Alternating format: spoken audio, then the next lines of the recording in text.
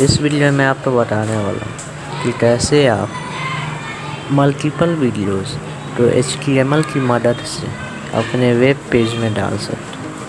तो वीडियो पूरा देखें और वेबसाइट और ब्लॉग से रिलेटेड कोई भी इंफॉर्मेशन के लिए हमारे चैनल को ज़रूर सब्सक्राइब करें।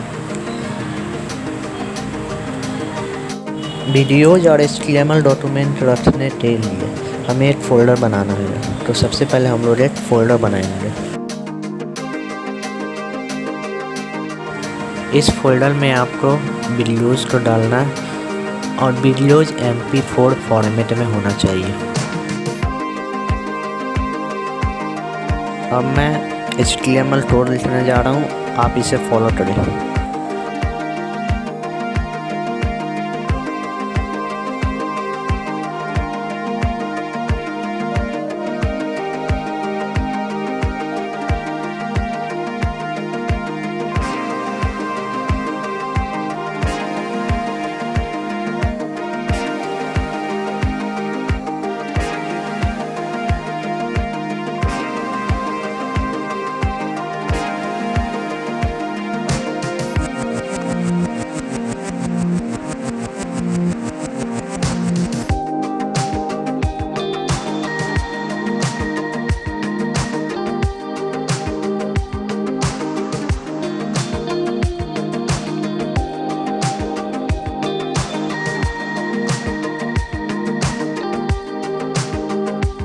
यहाँ पर आपको अपना वीडियो का नाम लिखना है।